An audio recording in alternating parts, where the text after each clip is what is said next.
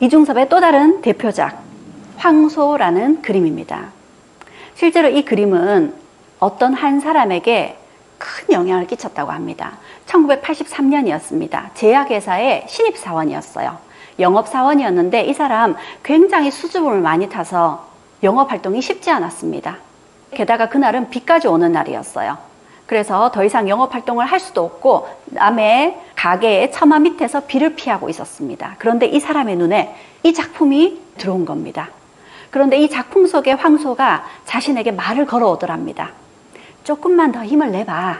할 수 있을 거야. 그래서 정말 자석에 이끌리듯이 가서 이 그림을 샀다고 합니다. 그 당시에 7,000원을 주고요. 그리고 그 그림을 보면서 이 영업사원이 정말 많은 힘을 얻었다고 합니다. 그 영업사원이 유니온 제약의 대표가 됐습니다.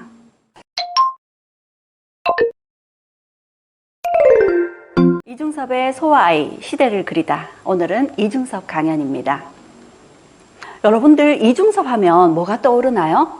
이중섭 앞에 붙는 수식어가 비운의 화가, 천재 화가, 한국의 고흐 이런 수식어가 따라 붙습니다.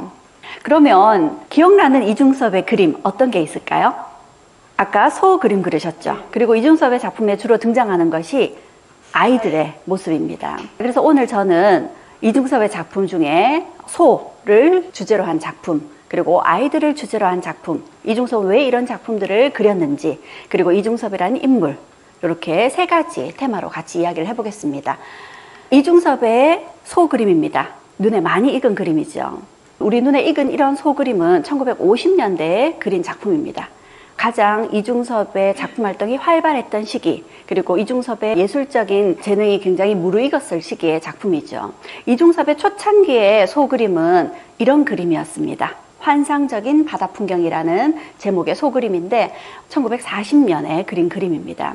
그렇다면 이중섭은 왜 이렇게 소 그림을 그렸을까요? 이유가 있겠죠. 이중섭은 오산학교를 나왔습니다. 이 오산학교는 민족학교였습니다. 1907년에 이승훈이라는 사람이 오산학교를 세웠습니다. 이 오산학교의 교장 선생님이 조만식 선생님이셨습니다. 평양에서 물산장려운동을 이끌었던 독립운동가이시죠. 이 조만식 선생님이 이중섭이 학교 다닐 때 교장 선생님이셨고요. 함석헌이라는 이분이 역사학자이시죠. 이분이 이 학교 출신으로 이중섭의 역사 선생님이셨습니다. 그러니 이 학교를 다니는 동안 이중섭은 민족적인 사상, 생각을 많이 키워나갔을 겁니다.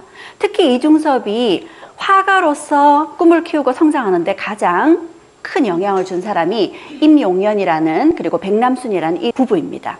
임용연의 경우에는 미국의 예일대학교에서 서양화를 전공했는데 수석으로 졸업을 했어요. 그래서 유럽으로 유학을 가 있는 상황이었고, 백남순 역시도 유럽의 서양 화가로 활동하고 있다가 이 두 사람이 만나서 프랑스에서 결혼을 하게 됩니다.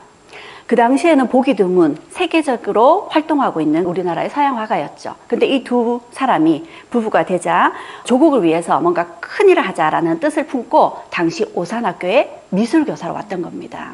그런 임용연의 영향을 많이 받았죠, 이중섭이. 임용연 선생은 이중섭에게 이렇게 이야기했습니다.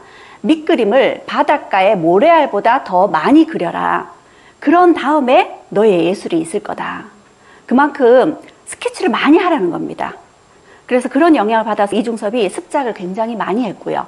그리고 임용연 선생은 이중섭에게 주위에 있는 것들을 잘 관찰해서 그런 것들을 그림으로 많이 그려보라 했습니다. 그래서 이중섭이 어디에 꽂혔을까요? 소에 꽂히게 됩니다. 우리 주위에서 흔히 볼 수 있는 게 소잖아요. 그래서 늘 소 옆에서 소를 관찰했다고 합니다. 어느 정도로 소를 관찰했느냐 하면 이 사람이 하도 소 옆에 붙어서 소를 관찰하니까 소 도둑으로 몰릴 정도였다고 합니다. 그 소 그림을 단순히 그리기 위해서 소를 관찰한 것이 아니라 소가 움직일 때마다 근육이 어떻게 따라서 바뀌는지, 그리고 심지어는 그런 소의 움직임뿐만 아니라 소의 마음까지 읽으려는 마음인 것처럼 소를 집중적으로 관찰하고 그림으로 그렸습니다. 그런 임용연 선생의 영향으로 이중섭의 그림 중에는 이렇게 소 드로잉 그림들이 많습니다. 그리고 이중섭이 이제 일본으로 가서 서양 미술을 전공하게 되는데요. 1941년에 여기에 있는 이쾌대라는 사람이 조선 신미술가 협회라는 걸 만들었습니다. 이들 모두 서양 화가들인데 이들은 서양 미술을 전공하지만 서양화 속에 우리 조선의 아름다움을 표현하고자 했던 거죠. 그래서 일제강점기였지만 민족적인 미술 활동을 펼치고자 했던 사람들이 바로 여기에 있는 조선 신미술가 협회의 사람들입니다. 이중섭이 여기에서 활동하면서 민족적인 그림을 그리기 시작했죠. 그 중에 자유미술가 협회전에 출품했던 작품인데 서 있는 소라는 작품입니다. 우리가 흔히 소 그러면 떠올릴 수 있는 것이 크고 맑은 눈, 그런 선한 모습의 성실한 소의 모습이잖아요. 그런데 이 소는 어떤가요? 눈빛이 좀 예사롭지 않죠. 당시 식민지 하에 억눌려 있는 우리 민족이 뭔가 저항을 하고자 하는 그런 의식을 담고 있는 것 같습니다. 그런데 이 그림과는 달리 같은 시기 1941년에 이중섭이 그린 또 다른 그림입니다. 이 그림들은 모두 엽서에 그린 그림이에요.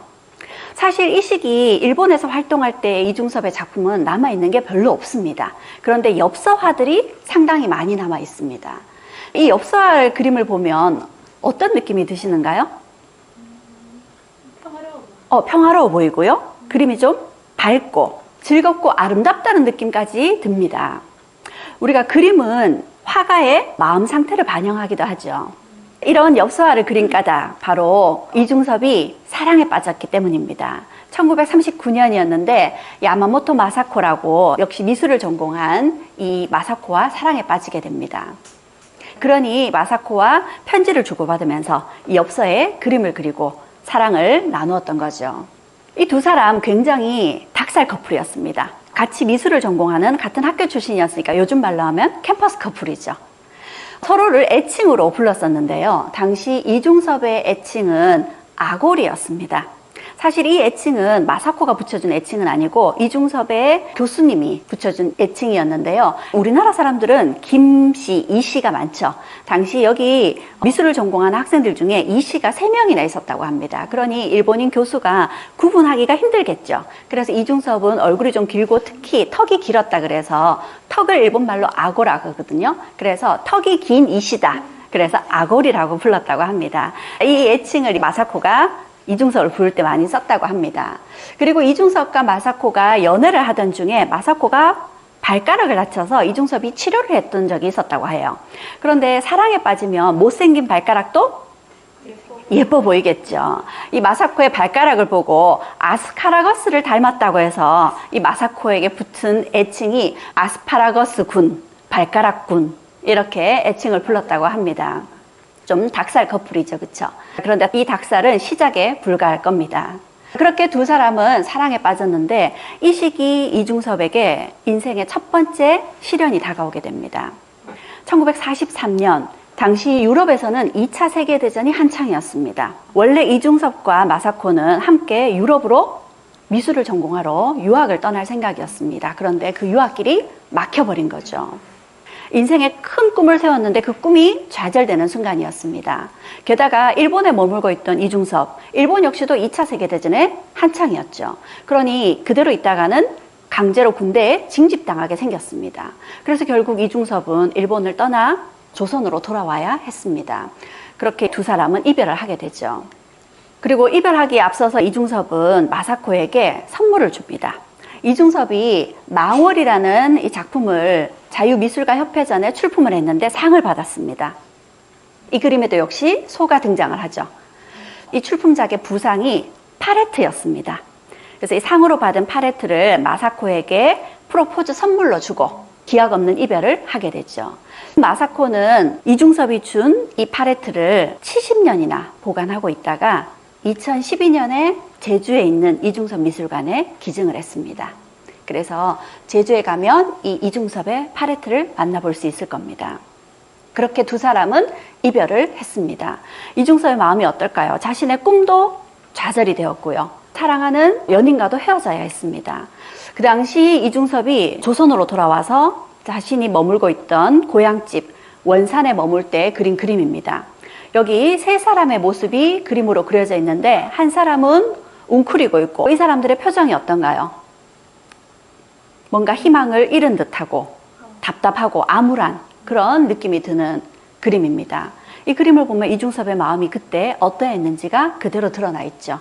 이런 그림은 또 있습니다. 소년이란 이 그림에서도 인생의 첫 번째 큰 시련을 맞닥뜨리게 된 이중섭의 모습이 그대로 드러나 있는 것 같습니다. 이렇게 좌절에 빠져있던 이중섭을 마사코가 찾아옵니다. 1945년이었습니다. 1945년이면 우리가 해방을 맞는 때입니다. 그쵸?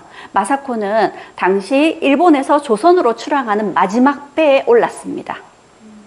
자신의 조국으로는 다시 돌아갈 수 없을지도 모르는 그 마지막 배를 타고 이중섭을 찾아온 거죠. 그렇게 자신을 찾아온 연인과 결혼을 하게 됩니다. 1945년 5월에 이들이 결혼을 했고요. 이제 막 신혼생활이 시작되었죠. 아주 알콩달콩한 신혼생활을 하면서 이중섭은 닭을 많이 키웠다고 합니다.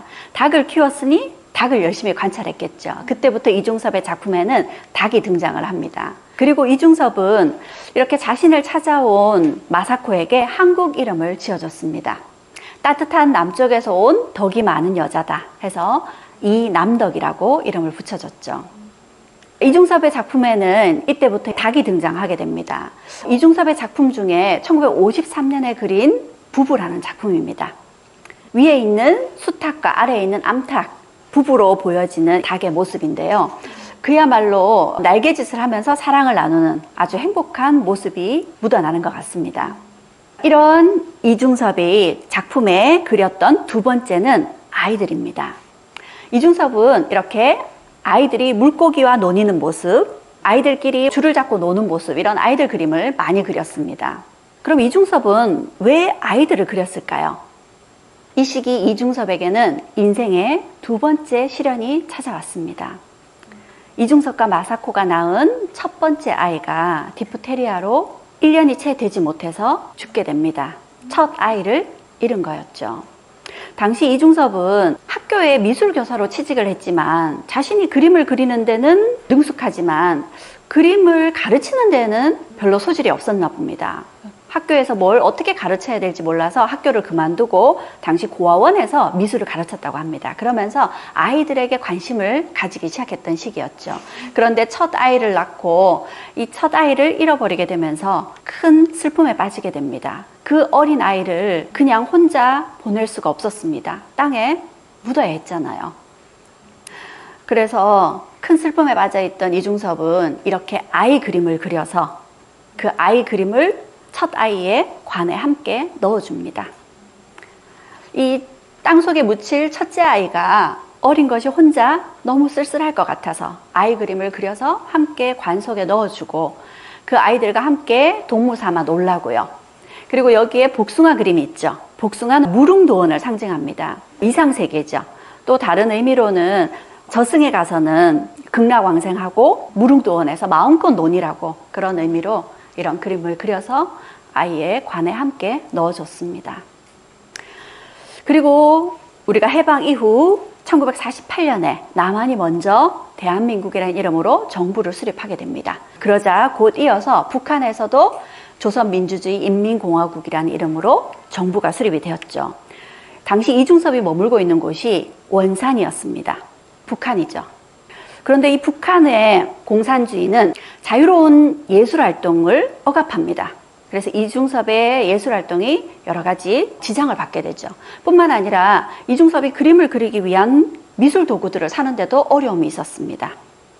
그런 시기에 이중섭이 그림 활동을 하고 유학을 가고 이렇게 자신의 꿈을 펼칠 수 있었던 것은 집이 유복했기 때문이었습니다. 선친 때부터 유복한 집안이었지만 특히 또 나이 차이가 많이 나는 형이 집안의 가장으로 큰 사업을 벌이고 있었습니다. 백화점 같은 큰 사업을 벌이고 있었는데 그렇게 자신에게는 아버지와 같이 집안의 가장이자 뒷바라지를 해주던 형이 이렇게 북한의 조선민주주의 인민공화국이 들어서게 되면서 끌려갑니다. 그리고 소식이 끊겨버렸습니다. 생사를 알 수 없게 되어버렸어요. 게다가 집안의 재산을 거의 몰수당했습니다. 그런 어려움을 겪고 있던 중에 이번에는 또 한국전쟁이 터집니다. 이 전쟁 중에 이중섭의 가족은 토굴 같은 데 숨어서 지내다가 남쪽에서 인천 상륙작전이 성공을 거두게 되면서 남쪽의 국군들이 북쪽으로 올라오게 되죠. 그래서 마음을 놓고 토굴에서 나왔는데 이번에는 다시 중공군들이 개입하게 되면서 북한에 들어와 있던 국군들이 다시 남쪽으로 철수하게 됩니다. 그때 이중섭의 어머니, 남은 아들이라고는 이중섭밖에 없습니다. 이 남은 아들조차도 또 끌려가게 될까봐 그걸 염려하여 이중섭의 어머니가 이중섭에게 가족을 이끌고 남쪽으로 월남을 하라고 얘기를 하십니다. 그래서 이중섭은 가족을 데리고 월남을 하기로 하고요. 그런데 어머니와 형수는 소식이 끊긴 형을 기다려야 된다고 해서 어머니와 형수는 원산에 남겨둔 채 조카와 자신의 가족을 이끌고 남쪽으로 내려오게 됩니다. 그렇게 남쪽으로 내려왔어요. 근데 이 남쪽으로 내려올 당시에 어머니와 영영 이별이라고는 생각지 않았습니다. 전쟁이 끝날 때까지만 이별하는 거라고 생각하고 자신이 그린 그림들도 모두 그대로 고향집에 놔두고 온 겁니다. 그리고 이들은 부산에 피난민들이 몰려있던 이 수용소에 머물게 됩니다. 그런데 부산으로 온 피난민들이 너무 많았어요. 이 수용소도 거의 다 꽉 찼습니다. 그래서 이 수용소에는 이들에게 남쪽에 더 안전한 제주도로 가라고 종용을 합니다. 그래서 이 이중섭도 가족을 이끌고 제주로 가게 된 거죠. 1951년 1월에 제주에 도착을 합니다. 그런데 마침 그날도 눈이 펑펑 왔다고 합니다. 그 펑펑 오는 눈을 맞으면서 서귀포까지 3일을 걸어갔어요. 서귀포까지 가긴 했지만 이중섭 가족이 머물 집은 없었습니다. 그런데 다행히 그곳에서 좋은 분을 만나서 그분의 집 한켠에 이중섭의 가족이 머물 공간을 마련하게 됩니다. 이곳이 이중섭이 머물던 집이 그대로 보존이 되어 있습니다. 여기에 들어가면 이중섭 가족이 살던 한 평 남짓한, 채 2평이 되지 않습니다. 한 평 남짓한 이 방에서 4가족이 머물렀습니다. 제주도의 상황도 궁핍하긴 마찬가지였습니다. 하지만 이 시기 이중섭 가족은 인생에서 가장 행복한 시기였다고 합니다. 그런 행복함은 이중섭의 그림에 그대로 드러나 있습니다. 이 그림을 보면 굉장히 밝은 톤의 그림에 행복감이 묻어나는 것 같고 여기에 귤 농장에서 귤을 수확하는 모습입니다. 굉장히 뭐가 풍족한 것 같죠. 하지만 이거는 이중섭의 마음일 뿐이었고 당시 제주의 상황도 열악하긴 마찬가지였습니다. 그래서 이들은 여러 가지 먹을 것이 부족했습니다. 다행히 일본에서 마사코에 친정에서 쌀은 조금씩 보내주고 있었기 때문에 쌀은 있었지만 나머지 다른 것들이 없었죠. 그래서 물고기를 잡고 게를 잡고 바다에 있는 게요. 그리고 해초를 수거해 와서 끼니를 때웠습니다. 그런 이중섭은 자신이 게를 많이 잡아먹었기 때문에 게에게 미안해서 이 물고기 그림과 게 그림을 많이 그렸다고 합니다. 영혼이 참 맑은 사람이다 라는 생각이 듭니다. 그렇게 즐거웠던 제주도의 생활을 아이들과 이런 그림으로 많이 남겼습니다. 아이들의 그림에 관심을 가지게 되고 제주에서의 아이들과의 행복한 추억을 이렇게 그림으로 그렸던 거죠. 그리고 또 먹을 것도 부족하니 그림을 그리는 도구를 살 생각은 엄두도 낼 수 없습니다. 그래서 그 당시에 서양 담배, 양담배를 싸고 있던 은지화, 그리고 초콜릿을 싼 은지화에 이런 그림을 그리기 시작합니다. 이 은지화에 날카로운 송곳 같은 걸로 그림을 새기죠. 드로잉을 이렇게 새깁니다. 이 새긴 것에다가 물감을 칠하면 그 새긴 틈 사이로 물감이 스며들겠죠. 그리고 그걸 닦아내면은 마치 우리 도자기에 상감 기법으로 무늬를 새긴 것 같은 느낌이 납니다. 그런 느낌으로 이런 은지화를 그렸습니다. 이 은지화 그림은 이중섭만의 특징이라고도 할 수 있는데요. 이 은지화는 이중섭이 미술 도구를 살 돈이 없었기 때문이기도 하지만 화가로서 이중섭의 새로운 도전, 새로운 기법의 미술을 그리겠다라는 도전 정신이기도 했습니다. 이런 은지화 그림이 당시 제주도 때 많이 그려졌고요. 이런 은지화 그림은 다행히 300여 점이 남아있다고 합니다. 이중섭의 인생에 3번째 시련이 다가왔습니다. 제주도에서 약 1년을 머물렀는데 제주의 생활도 녹록지 않았습니다. 게다가 부인과 가족이 영양실조에 시달렸거든요. 그래서 이중섭은 가족을 데리고 부산으로 가서 어떻게든 일을 해서 돈을 벌어야 되겠다 이런 생각을 하게 되죠. 그래서 부산으로 옵니다. 그리고 열심히 닥치는 대로 일을 해서 어렵게 판잣집을 마련해서 가족이 머물게 됩니다. 그래서 그 자신이 머물던 판잣집의 풍경으로 범일동 풍경이라는 이런 그림을 그리기도 했죠. 그런데 이 시기 일본에서 마사코의 아버지가 돌아가셨다는 소식이 들렸습니다. 그리고 곧 이어서 재산 상속을 받아야 된다라는 통지서가 왔습니다. 고민이 되었지만 당시 마사코와 두 아들들은 영양실조에 건강 상태가 좋지 않았습니다. 폐에 병이 있었던 거죠. 그래서 어쩔 수 없이 이중섭은 부인과 두 아들을 일본으로 보내게 됩니다. 조선에 남아있던 몇몇 일본인들을 송환하기 위한 그 송환선에 세 사람이 탔습니다. 하지만 이중섭은 탈 수가 없었어요. 일본으로 갈 수 있는 여권이 없었으니까요. 그렇게 세 사람만 일본으로 떠나게 됩니다. 이중섭 혼자 남았죠. 그나마 자신을 지탱해주던 가족과 헤어지게 된 겁니다. 가족이 얼마나 보고 싶었을까요? 그래서 1953년에 이중섭은 가족을 만나러 일본으로 들어갑니다. 어떻게 해요?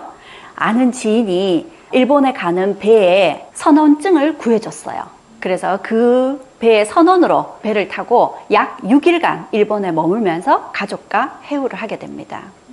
그렇게 꿈같은 6일간의 가족과의 시간을 보내고 자신은 다시 돌아와야 했습니다. 그 6일 동안에 행복했던 모습이에요. 그런데 가족을 보고 오니까 또 어떨까요? 더 보고 싶죠. 그래서 가족들에게 편지를 씁니다.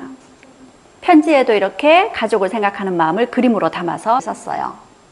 야스카타에게, 야스카타는 이중섭의 첫째 아들 태연이란 이름입니다. 나의 야스카타 잘 지내고 있겠지? 학교 친구들도 모두 잘 지내고 있니? 아빠는 잘 지내고 있고 전람회 준비를 하고 있어. 아빠가 오늘 엄마와 야스카타가 소달구지에 타고 아빠는 앞에서 소를 끌고 따뜻한 남쪽 나라에 함께 가는 그림을 그렸어. 소 위에 있는 것은 구름이야. 이렇게 아들에게 편지를 씁니다.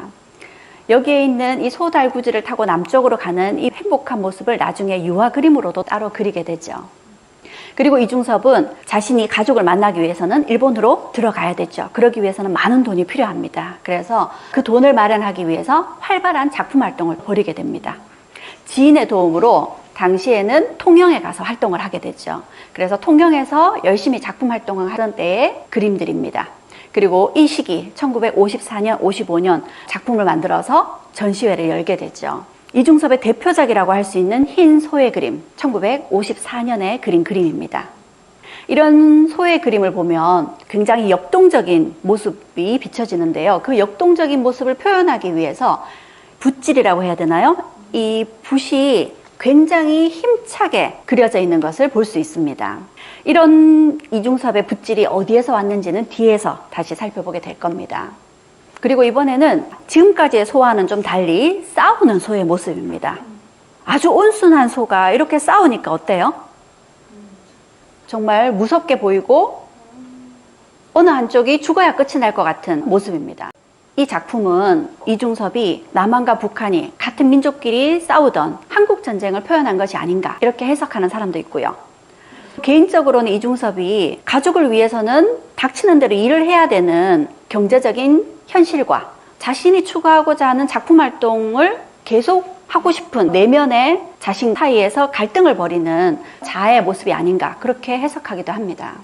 그렇게 작품을 모아서 전시회 준비를 하고 있었고 이중섭은 어떤 생각을 하게 됐을까요? 이제 곧 그 전시회가 성공을 거두고 나면 가족을 만날 수 있을 거다라는 희망에 가족들에게 또 편지를 씁니다. 대향이라는 건 이중섭 자신을 나타내는 자신의 호라고 보시면 되겠습니다. 대향은 매시 매분 귀여운 그대로부터 소식을 기다리고 있어요. 그대가 사랑하는 오직 한 사람 아고리님은 머리와 눈이 더욱 초롱해지고 자신이 넘치고 넘쳐 반짝반짝 빛나는 머리와 눈빛으로 제작 표현 또 표현을 계속하고 있어요. 한없이 멋지고 한없이 다정하고 나만의 멋지고 다정한 나의 천사여. 더욱더 활기차고 더욱더 건강하고 힘내요. 화공 이중섭은 반드시 가장 사랑하는 어진 아내 남덕님을 행복의 천사로 높고 넓고 아름답게 돋아새겨 보이겠습니다. 자신이 넘치고 넘칩니다. 나는 그대들과 선량한 모든 사람들을 위하여 참으로 새로운 표현을 또 커다란 표현을 이어가고 있습니다. 나의 가장 사랑하는 아내 남덕 천사 만세 만세. 닭살 돋지 않았나요? 이게 끝이 아닙니다. 이런 편지가 수도 없이 많습니다. 한 편만 더 보면요. 언제나 내 가슴 한가운데서 나를 따뜻하게 해주는 나의 귀중하고 유일한 천사 남덕군. 아고리도 건강한 데다가 제작이 더욱 순조로워 쭉쭉 작품을 진행하고 있어. 자신도 놀랄 정도의 작품이 완성되어 감격하고 힘이 넘치고 추위에도 지지 않고 굴하지 않고 어두운 새벽부터 일어나서 전등을 켜고 제작을 계속하고 있어. 하루에도 몇 번이나 마음속으로 소중하고 멋진 당신의 모든 것을 포옹하고 있어. 당신만으로 하루가 가득하다오. 빨리 만나고 싶어 견딜 수 없을 정도요. 세상에 나만큼 자신의 아내를 광적으로 그리워하는 남자가 또 있겠어. 만나고 싶어서 또 만나고 싶어서 머리가 멍해져 버린다오. 한없이 상냥한 나의 멋진 천사요. 1954년에 쓴 편지입니다. 이 시기에는 가장 로맨틱한 남자가 아니었나 싶네요. 드디어 자신이 기다리던 전시회를 열었습니다. 명동의 미도파 화랑에서 개인전을 열었습니다. 그리고 이 개인전은 성공적이었습니다. 많은 호평을 받았고 이 시기 이중섭의 작품을 사겠다고 많은 예약이 이루어졌습니다. 그렇게 서울과 대구 두 차례 개인전을 벌였습니다. 이 시기 개인전에 출품했던 작품 중에는 닭이라는 그림이 있습니다. 앞에서 제가 닭 그림을 보여줬는데 부부라는 이름의 닭 그림이었죠. 그 그림과는 또 다른 그림입니다. 앞에 부부는 암탉과 수탉이 사랑을 나누는 모습이었습니다. 그런데 여기에 닭은요, 두 마리 다 수탉입니다.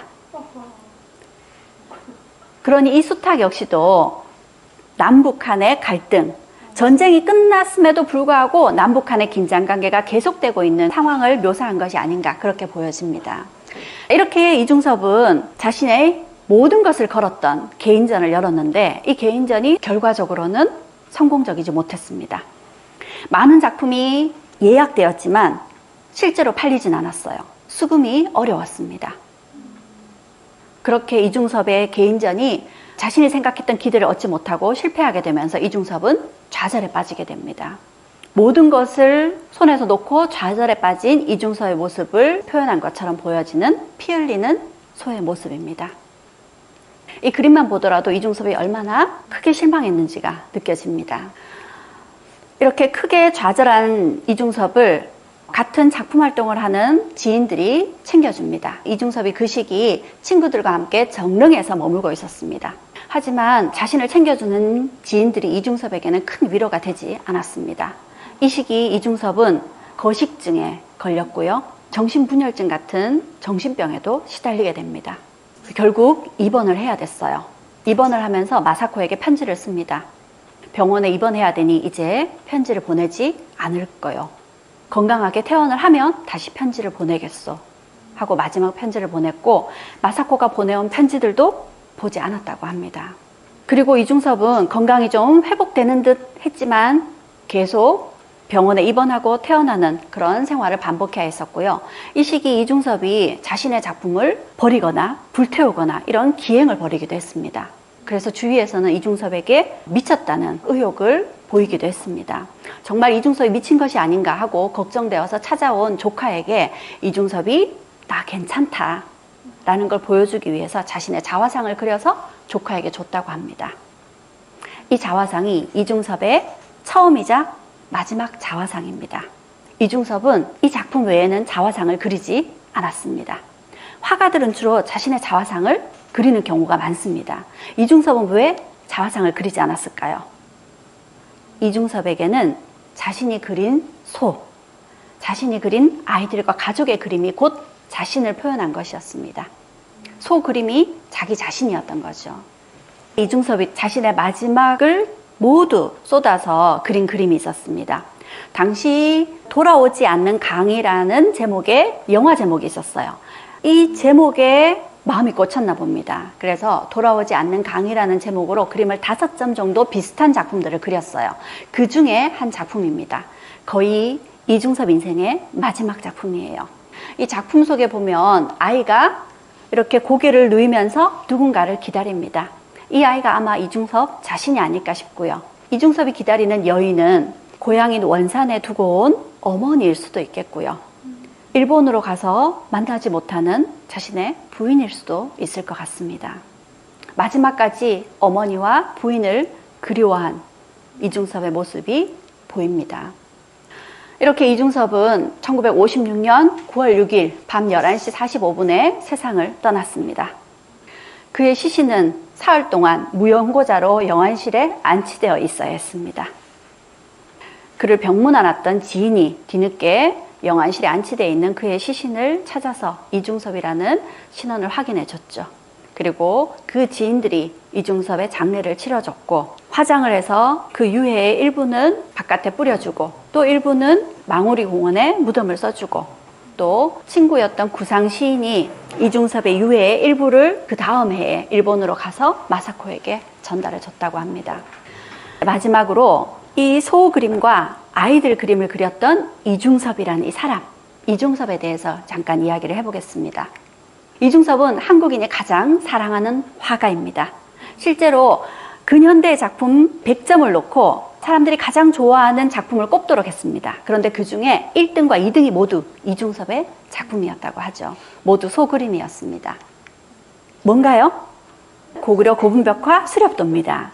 이 수렵도의 산의 모습 굉장히 독특하죠. 그런데 이중섭이 그렸다고 하는 벽화 그림에 이 산의 모습과 닮아 있지 않나요? 비슷한 분위기가 느껴집니다. 이번에는 고분벽화 주작도입니다. 이 주작도는 이중섭이 그린 부부 그림과 또 비슷한 느낌이 들죠.